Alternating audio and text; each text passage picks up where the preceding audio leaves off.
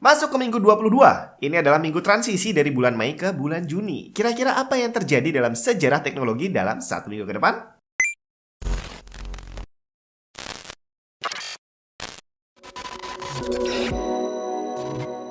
Main game online jangan sampai terganggu karena koneksi yang nggak stabil.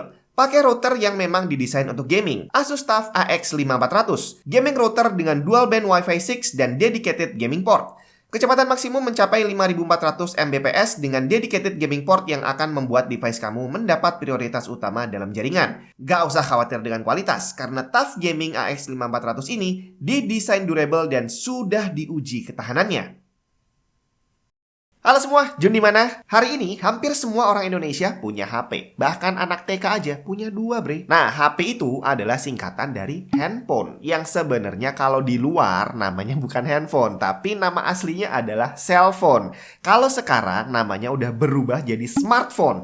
Karena fungsinya sekarang udah bukan cuma dipakai buat telepon, tapi udah bisa dipakai untuk banyak hal lainnya. Nah, tapi ini baru aja terjadi belakangan ini. Karena dulu HP itu si cellphone tadi fungsinya ya cuma buat telepon dan buat SMS. Untuk fungsi lainnya ada device lain. Waktu itu device yang dipakai sebagai bukan pengganti, cikal bakalnya smartphone itu namanya adalah PDA, Personal Digital Assistant. Saya sendiri baru ngelihat PDA itu sekitar tahun 2000-an. Jadi waktu itu ada teman saya yang pakai gitu ya, anaknya orang kaya kan, pakai PDA. Apaan tuh? Nah, ternyata begitu saya lihat, oh bisa dipencet-pencet gitu pakai stylus, waktu itu belum pakai jari.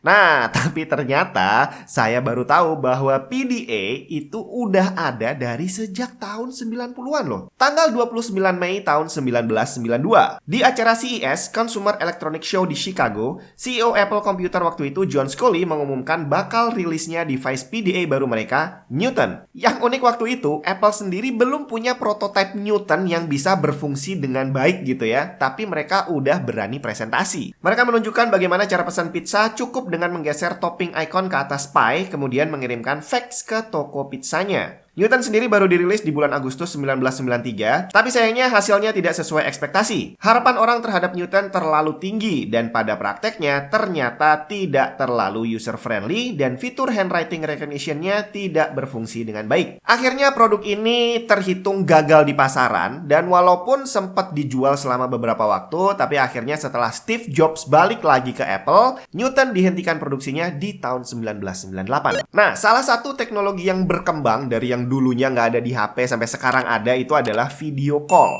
Bahkan dengan teknologi sekarang, dengan kecepatan internet yang ada sekarang aja, kadang-kadang kita masih nggak bisa bervideo call dengan lancar gitu kan. Nah, gimana rasanya kalau kita video callan zaman dulu waktu internet masih lemot banget? Tanggal 30 Mei 1996, AT&T mengumumkan sebuah sistem yang akan membuat PC bisa mengirim dan menerima video phone call hanya dengan menggunakan jalur telepon. Ini adalah hasil research AT&T selama bertahun-tahun, dan akhirnya dengan memanfaatkan prosesor Intel Pentium terbaru saat itu, ditambah dengan compression software, membuat PC bisa saling berbagi informasi dalam bentuk video dan audio hanya dengan menggunakan jalur telepon. Waktu itu untuk bisa mengirimkan data besar, umumnya menggunakan jaringan ISDN T1 atau T3 yang tidak dimiliki semua orang. Ada satu hal lagi yang saya pikir baru ada akhir-akhir ini, tapi ternyata udah ada dari dulu. Meme. Meme ini adalah salah satu cara kita bisa dapat update informasi tentang sesuatu yang lagi viral. Tapi biasanya umurnya nggak pendek, karena begitu berita viralnya lewat, akan muncul meme yang baru dan meme yang lama tadi akan terlupakan. Tapi ternyata kembali lagi ke tahun 90-an, meme udah ada. Tanggal 31 Mei tahun 1991, Sega merilis video game berjudul Zero Wing untuk mesin Sega Mega Drive di Eropa.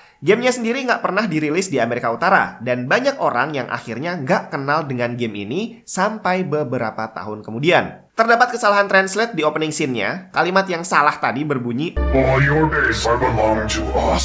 Tentu saja yang nggak main game ini nggak akan ngerti, tapi hal ini berujung viral. Bukan cuma obrolan, kesalahan cetak ini akhirnya beredar juga sebagai meme, dan sampai dibikin website khusus yang namanya allyourbasebelongtous.com. Bahkan di tahun 2001 ada orang yang menulis blog tentang hal ini. Di situ kita bisa lihat bahwa banyak meme yang beredar tentang hal ini setelah 10 tahun dari tanggal gamenya dirilis. Dan karena saya nggak mainin gamenya, saya sendiri nggak tahu lucunya di bagian mana. Tanggal 1 Juni 1999, dunia musik berubah untuk selamanya. Di hari itu, Sean Fanning dan Sean Parker merilis layanan file sharing bernama Napster. Napster mengizinkan penggunanya untuk saling berbagi koleksi lagu mereka dalam bentuk MP3. Dan nggak pakai lama, Napster langsung trending dan diminati banyak orang, terutama mahasiswa. Gak lama kemudian, sekitar 6 bulan setelah Napster launching, The Recording Industry Association of America atau RIAA mengajukan tuntutan terhadap Napster atas banyaknya pelanggaran copyright. Dan bisa ditebak, Napster kalah telak dan akhirnya harus menyudahi layanannya di tahun 2002. Tapi dunia terlanjur menikmati enaknya berbagi lagu dalam bentuk MP3. Dan akhirnya, pembajakan lagu berlangsung sampai sekarang. Tanggal 2 Juni 1996, The Washington Post menulis sebuah artikel tentang spekulasi bahwa Netscape Communications Corp yang kata mereka bakal jadi pesaing Microsoft. 2 tahun kemudian, betulan Netscape terlibat kasus dengan Microsoft sampai masuk ke pengadilan yang udah sempat saya ceritain beberapa episode lalu. Cuma sayangnya prediksi Washington Post meleset jauh banget. Hanya karena satu kasus ini aja udah cukup untuk membuat Netscape gulung tikar. Dan buat Microsoft sama sekali nggak ada persaingan. Ini adalah gambaran hacker dalam film. Dan ini adalah hacker di dunia nyata. Emang beneran kayak gitu ya? Saya sendiri nggak tahu karena saya nggak punya kenalan hacker.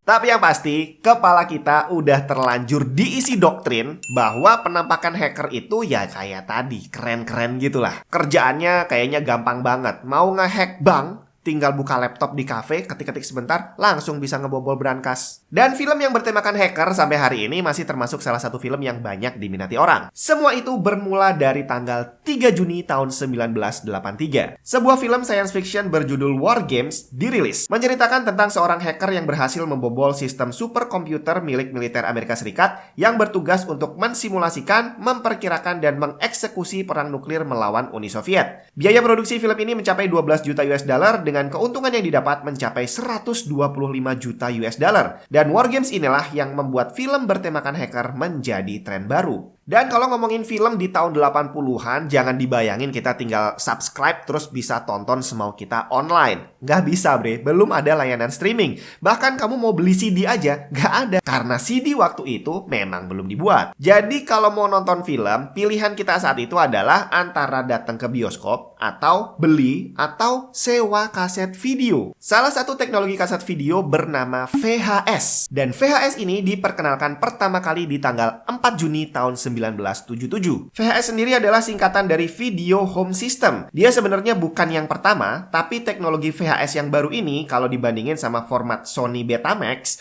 durasinya bisa lebih lama dan kecepatan rewind dan fast forwardnya bisa lebih cepat. Dan itulah tadi sejarah teknologi dari tanggal 29 Mei sampai tanggal 4 Juni. Kalau pengen tahu kelanjutannya, tungguin episode berikutnya minggu depan.